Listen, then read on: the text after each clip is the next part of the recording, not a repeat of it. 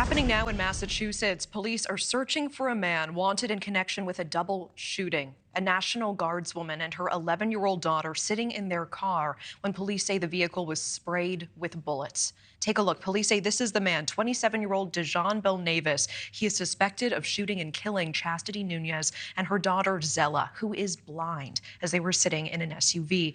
Now, they say he is considered armed and dangerous and should not be approached.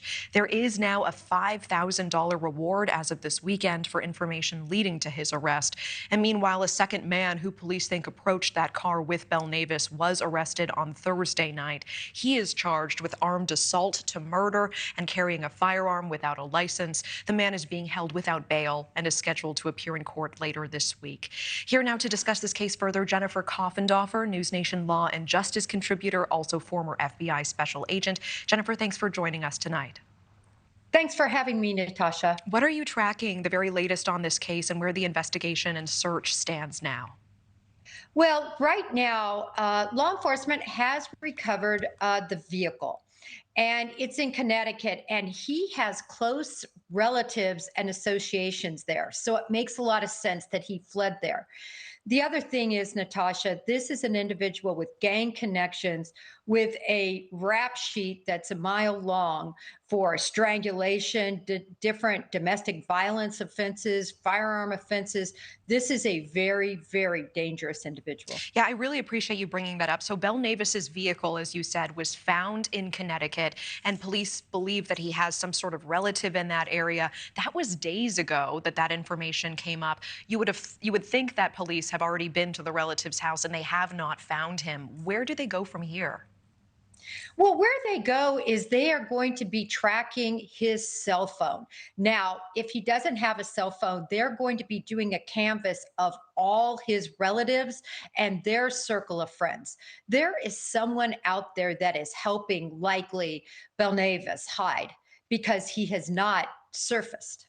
You know, we know more than 30 shots were fired towards this vehicle, and it is gruesome and heartbreaking to know what happened here. This incredible woman, her commander speaking with NewsNation, saying that she was one of the best soldiers in their unit. Her 11-year-old daughter, who is blind, sitting next to her, and she leaves behind a 2-year-old daughter as well. Police are calling this a targeted shooting. What are you tracking here? What exactly may have triggered the gunfire, and what could possibly have been the motive for something like this?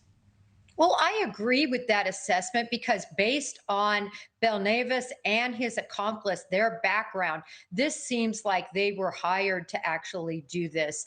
And that's why it was targeted particularly against this beautiful woman and her daughter.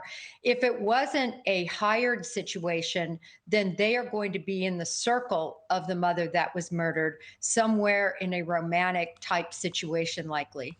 You know, how does it make a difference when one man, apparently 2 men approach this car, one of those men is already in custody? Does that really aid this investigation if he is willing to talk, if he is willing to talk about the involvement of Belnavis in this as well? Great question. I think that possibly could aid law enforcement.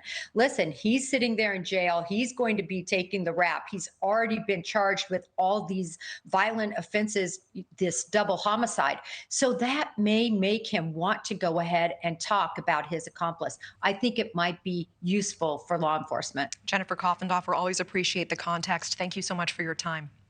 Thank you, Natasha. Thank you for watching. Go to newsnationnow.com to find NewsNation on your television provider. And don't forget to click the red subscribe button below to get more of NewsNation's fact-driven, unbiased coverage.